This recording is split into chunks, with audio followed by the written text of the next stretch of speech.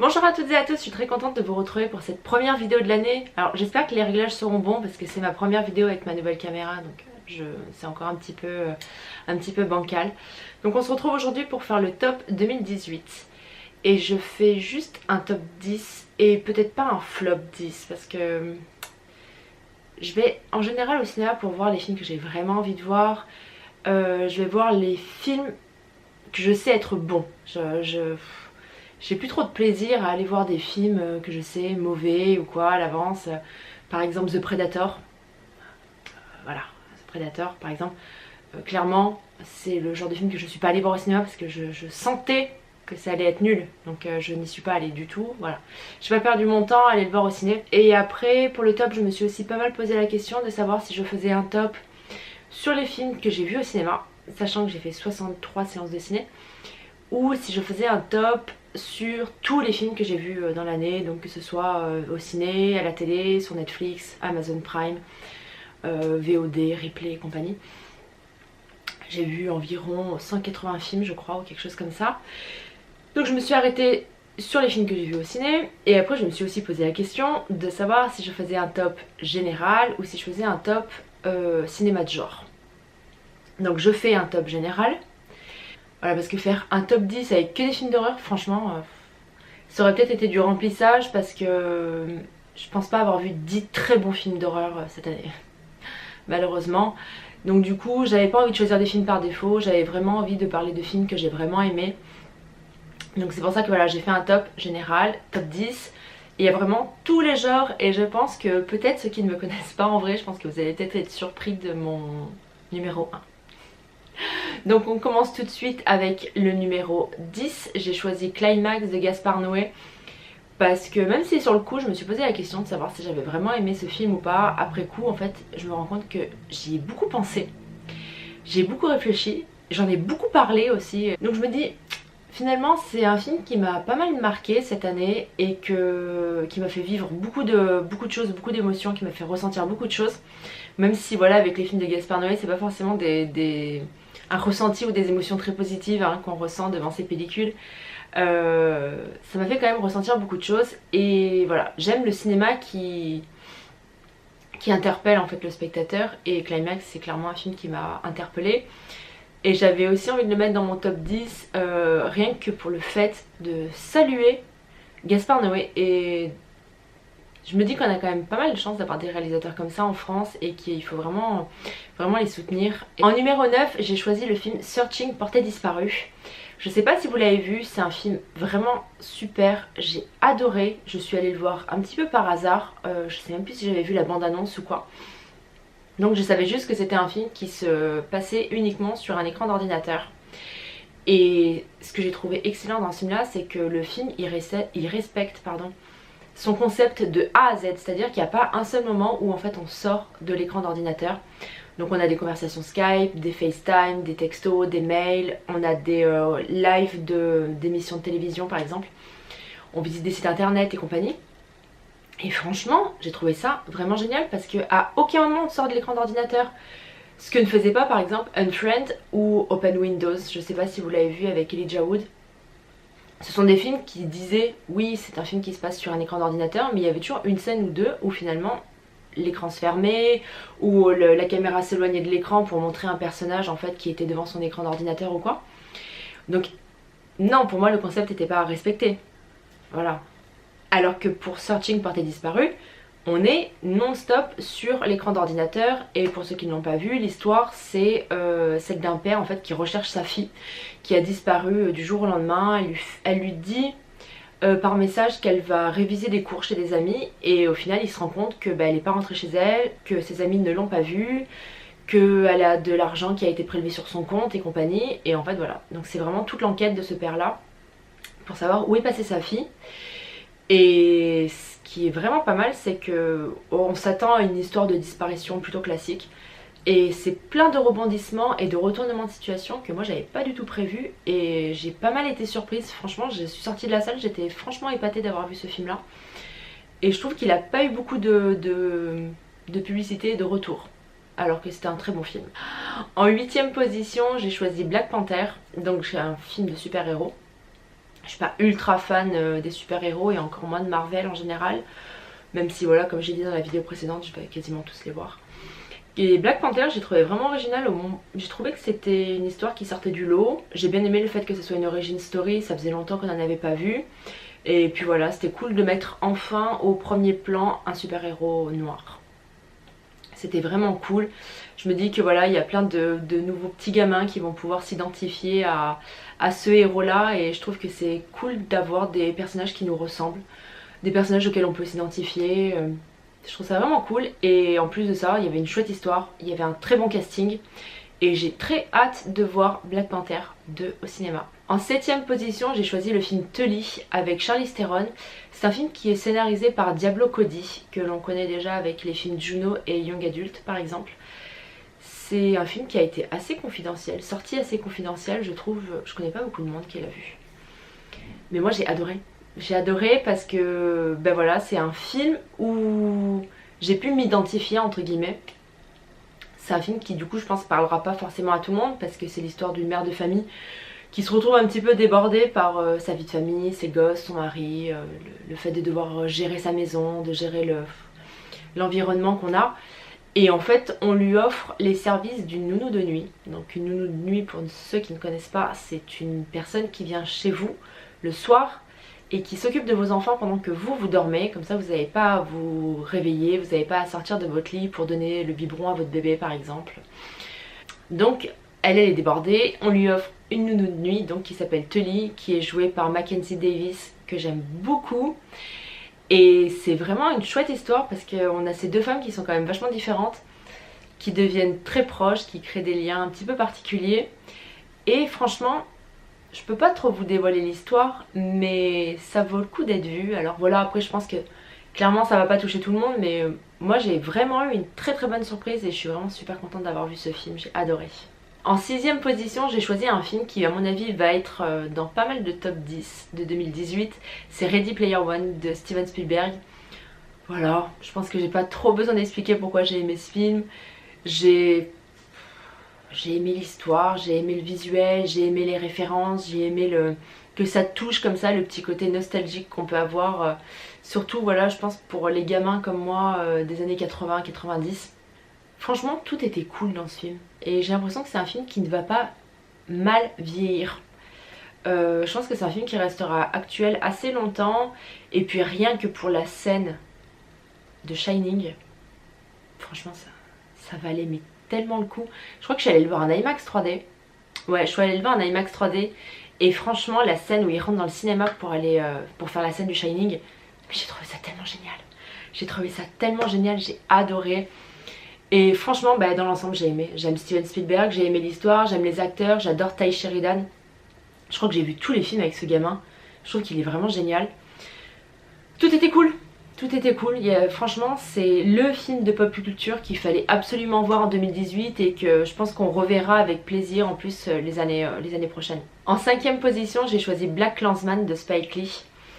Alors, c'est un film qui franchement, voilà, qui franchement m'a fait réagir, m'a fait réfléchir, m'a profondément touchée aussi. Et ce que j'ai bien aimé dans ce film là surtout, c'est le fait qu'on balance comme ça entre plusieurs styles, entre plusieurs émotions.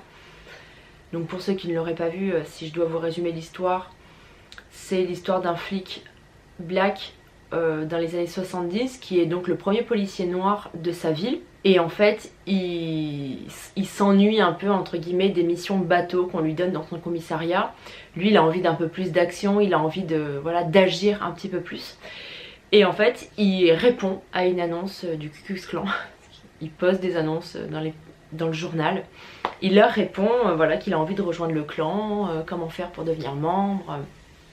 C'est une scène qu'on voit dans la bande-annonce qui est très drôle.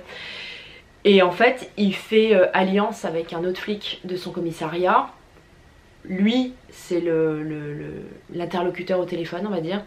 Et le flic blanc c'est la personne qui va visuellement voir les membres du clan pour les infiltrer. Donc c'est un film qui est vraiment un gros mélange des genres. On a du film policier, on a du film d'action, on a du film comique, même si c'est pas comique à proprement parler, mais on a des situations qui sont drôles, qui prêtent vraiment à rire, qui sont vraiment sympas. Et le côté lourd en fait de l'histoire, parce que sous ces aspects très drôles qu'on peut avoir, on a des réflexions de ce policier noir en fait, donc qui est jeune, qui est un petit peu idéaliste, voilà, qui a l'impression que les choses vont changer dans les relations entre les noirs et les blancs. Bon, à cette époque là c'était quand même très conflictuel, hein, parce que c'est l'époque où il y a eu l'émergence des Black Panthers, la période où Martin Luther King s'est fait assassiner. Donc c'était une période un petit peu délicate comme ça, mais on se rend compte dans son discours que finalement il n'y a pas beaucoup de choses qui ont changé, et je pense que surtout aux États-Unis la tension elle est quand même toujours là perpétuellement, et c'est quelque chose qui me... Moi c'est quelque chose qui me touche vachement, et le film franchement, si vous l'avez pas vu, la scène de fin que Spike Lee a ajoutée au film, moi elle m'a tuée quoi, la scène de fin elle m'a tuée. Moi j'ai fini la séance en larmes, et il y a même, pour la petite anecdote, il y a même une mémé dans la salle de ciné qui est venue me réconforter après la séance, parce que j'étais désemparée quoi. C'est vraiment un sujet qui me touche et qui me... Je sais pas, ça me fait quelque chose. Ces histoires de racisme en fait, c'est quelque chose que je comprends tellement pas. Je me dis putain, comment en 2018 il y a des gens qui peuvent encore penser comme ça. Moi ça me sidère, du coup c'était lourd en émotion, et c'est pour ça que j'avais vraiment envie de le mettre dans mon top 10 cette année, parce que voilà, c'est un film qui m'a fait réagir, c'est un film qui m'a procuré beaucoup d'émotions, beaucoup de choses. En quatrième position, j'ai choisi Le Secret des Marrowbone. C'est un film que je suis allée voir totalement par hasard. Je savais pas de quoi ça parlait, c'était juste un soir où j'avais super envie d'aller au ciné, et je suis allée le voir parce qu'il était dans la catégorie horreur épouvante. Et franchement, quelle bonne surprise. C'est donc une famille de 4 enfants avec leur maman qui partent vivre en fait dans une ancienne résidence familiale, parce qu'on comprend qu'ils essayent de fuir en fait leur père. Et le problème qui se passe, c'est que la mère est malade et elle sait qu'elle va mourir. Et en fait elle demande à son fils aîné qui n'est pas encore majeur, elle lui demande de s'occuper de ses petits frères et sœurs jusqu'à ce qu'ils soient majeurs pour en être leur tuteur légal, mais que du coup en attendant qu'ils soient majeurs, il faut qu'ils vivent un petit peu cachés. Et voilà, franchement je peux pas vous en dire plus si vous l'avez pas vu, parce que ça serait gâcher la surprise, parce que franchement c'est un film qui mérite d'être vu sans trop en savoir. Regardez-le, laissez-vous porter par l'histoire, c'est très joli, en plus voilà, visuellement c'est très beau, on est dans la campagne, la maison elle fait un petit peu maison de conte de fées, elle est vraiment bizarre, elle est biscornue, il y a des trous dans les murs avec des ratons laveurs qui sortent, il y a des grands miroirs qui font peur aux gosses, ils vivent avec des cabanes, des cabanes de draps et tout dans leur chambre. Il y a quelque chose de très féerique dans ce film, mais en même temps il y a quelque chose de terriblement effrayant. Je vous le recommande à 100%, Le Secret des Marrowbone. En troisième position, j'ai choisi Ghostland de Pascal Laugier. Donc comme Gaspard Noé, hein, c'est un réalisateur français qu'on a beaucoup de chance d'avoir, qui nous a fait des films d'horreur parmi les plus marquants, je pense, qu'on ait eu dans le cinéma français, avec Martyr déjà. Si vous n'avez pas vu Martyr, qu'attendez-vous? Et Ghostland, eh ben, comme Martyr, hein, c'est lourd, c'est dur, faut le subir le film. Hein, mais c'est cool de voir des films comme ça au cinéma. Donc franchement il n'est pas adapté à tout le monde, il n'est pas adapté à tous les publics clairement. Parce que c'est un film qui est vraiment anxiogène en fait, il y a des scènes assez trash aussi d'ailleurs. Donc en gros, pour vous résumer l'histoire, c'est une mère de famille qui part vivre avec ses 2 filles dans la maison que sa tante lui a léguée. Sa tante vient de mourir et donc elle hérite de cette maison là, qui est vraiment une maison vraiment bizarre. La déco est tellement folle, et donc elle part vivre là-bas avec ses filles, et dès qu'elles arrivent elles se font attaquer. Donc c'est du home invasion. Je peux pas vous en dire plus, là c'est pareil en fait, c'est typiquement le genre de film qu'il faut le voir en sachant le moins possible. Clairement si vous l'avez pas encore vu, regardez-le, c'est sûr et certain. Mais essayez de ne pas vous faire spoiler si vous l'avez pas vu. Franchement moi j'ai adoré, j'étais scotchée à mon siège pendant toute la séance, et à la fin de la séance, mais j'avais qu'une hâte, c'était sortir de la salle en courant pour respirer quoi, pour prendre une grande bouffée d'air frais. Parce que l'ambiance est tellement sale, tellement poisseuse, tellement anxiogène, Franchement, il est horrible ce film. Et moi, c'est ça que j'aime aussi dans le cinéma, c'est me sentir parfois super mal à l'aise en fait, de me dire si j'étais chez moi, je rêverais de pouvoir mettre pause et de pouvoir respirer 2 minutes, boire un coca frais et penser à autre chose pendant 2 minutes. Mais là au cinéma, vous n'avez pas le choix quoi. Au cinéma, vous êtes là dans votre siège face à l'écran et vous subissez le film et vous vous dites juste oh là là, vite que ça se termine. Et Ghostland, il fait partie de ces films là. Et en deuxième position, j'ai choisi Hérédité. Donc pareil, le même genre de sensation. À la fin du film, j'étais scotchée à mon siège. Hérédité, très bon film. Très bon film. Le meilleur film d'horreur de l'année pour moi. Pour moi en tout cas, voilà, après les tops, c'est toujours très subjectif. Hein. Il n'y a jamais 2 personnes qui auront le même top. Hérédité, vraiment une grosse surprise parce qu'en fait, encore une fois, je m'attendais pas à ça. Parce que la bande-annonce était très trompeuse. La bande-annonce nous menait sur un chemin qui n'est pas le chemin principal du film, j'ai envie de dire. On s'attendait à ce que le film il soit centré autour de la petite fille là qu'on voit dans la bande-annonce. Alors que pas du tout. Hein. Il y a clairement une scène qui vous montre que non, le film ne sera pas centré sur cette petite fille. Et c'est ça qui est cool. Moi j'aime être surprise. J'aime être surprise. J'aime voir plus que ce que je m'attendais à voir. Et avec Hérédité ça a vraiment été le cas. Et j'ai trouvé que c'était, en plus d'être un film d'horreur, j'ai trouvé que c'était un vrai film d'épouvante. Ce qui pour moi est totalement différent. C'était un vrai film d'épouvante parce que c'est un film qui est terriblement angoissant, qui est très anxiogène et qui met très mal à l'aise. Il y a des scènes qui sont franchement dérangeantes, qui sont gênantes hein, à regarder. D'ailleurs ça s'entend toujours dans les salles parce que c'est le genre de scène qui déclenche toujours des espèces de petits rires un petit peu gênés, un petit peu hystériques. Les gens quand ils se sentent mal à l'aise, ils ricanent comme ça pour essayer d'évacuer je pense leur malaise. Et il y a pas mal de scènes comme ça dans Hérédité. Et j'ai très hâte de le revoir d'ailleurs, je ne l'ai pas encore revu. Et ne serait-ce que pour le final. Le final est tellement fou. Le final il est vraiment en montagne russe quoi. Il y a une scène horrible et vous vous dites bon allez c'est la dernière. Il y a un petit moment de calme et en fait non, vous avez une deuxième scène, une scène horrible. Et ainsi de suite et plusieurs fois. Et franchement il y a plusieurs fois où je me disais pourvu que ça se termine, pourvu que ça se termine. Parce que c'était tellement fou. Mais c'est ça en plus d'être horrible, en plus d'être épouvantable, c'était fou. C'était fou.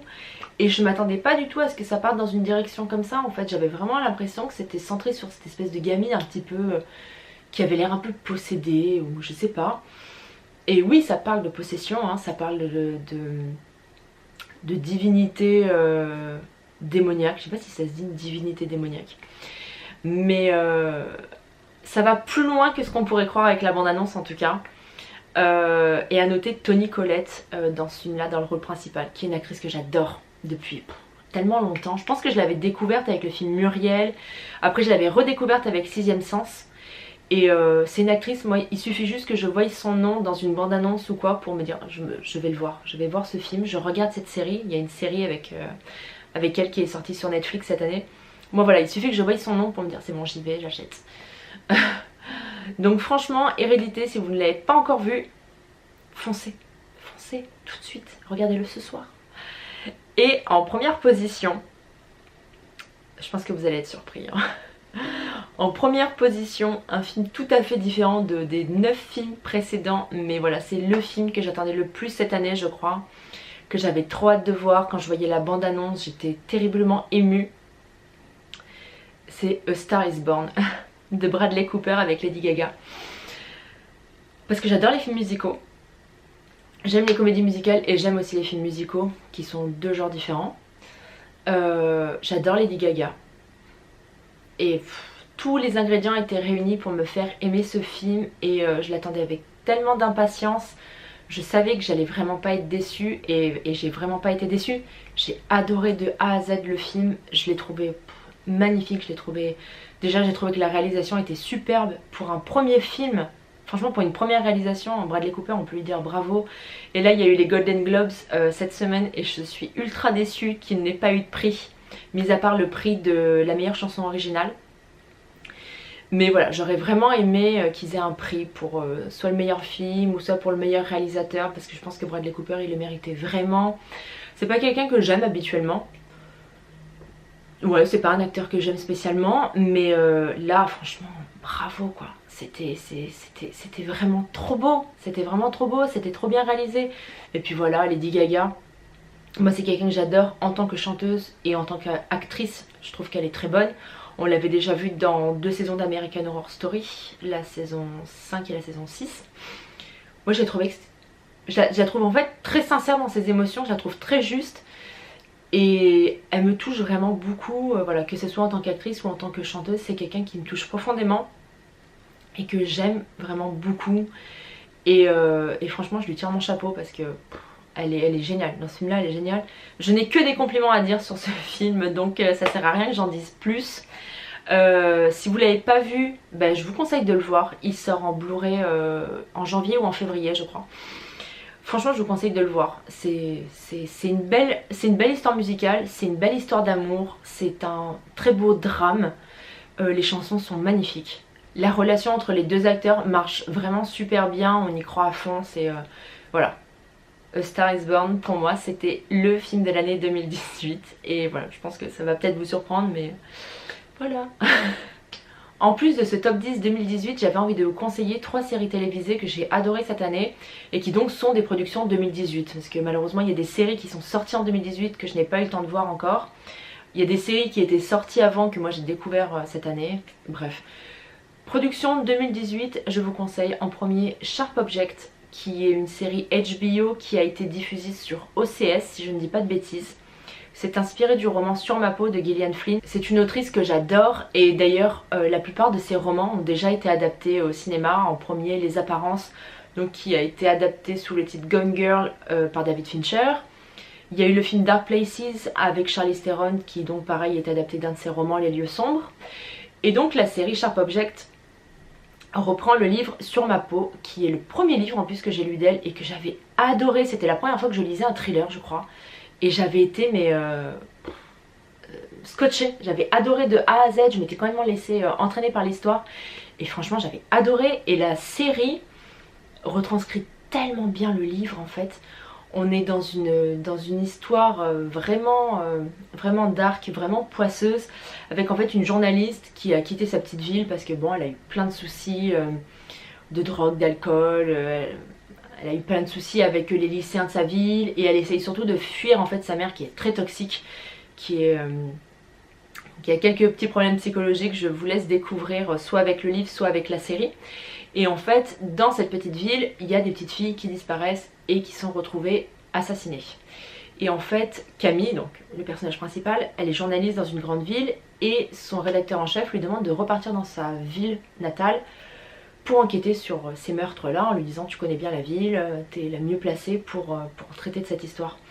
Et du coup Camille se retrouve plongée comme ça dans ses souvenirs d'enfance, dans ses souvenirs d'adolescence. Elle se remémore la mort de sa petite sœur qui est assez mystérieuse. Elle se retrouve voilà empêtrée dans les filets de sa mère qui est très toxique. Donc Sharp Object, première série à découvrir absolument. Si je ne me trompe pas c'est 10 épisodes, il n'y a qu'une saison. Il n'y aura pas de saison 2 heureusement parce que ça ne servirait à rien.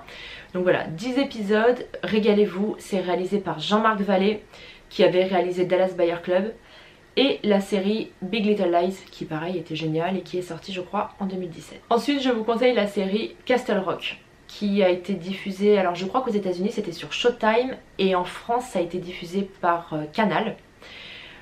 Ça reprend l'univers de Stephen King mais ce n'est pas une création originale de Stephen King. C'est-à-dire que les producteurs, les réalisateurs ont travaillé sur cette série en se disant nous adoptons un roman qui n'a pas encore été écrit par Stephen King. Parce qu'en fait ça nous reprend tous les éléments de base de Stephen King, donc à savoir Castle Rock, c'est la ville qu'il a inventée pour la plupart de ses romans. Il y a des personnages que l'on croise, que l'on a déjà croisés dans d'autres romans, des lieux, plein de choses. Il y a des coupures de presse par exemple qui vont évoquer des histoires qui se sont passées dans d'autres romans. L'histoire est géniale. Elle est très dure à résumer donc franchement je préfère vous laisser chercher un résumé plutôt que de vous la raconter moi-même parce que je suis incapable de résumer cette série sans partir dans toutes les directions.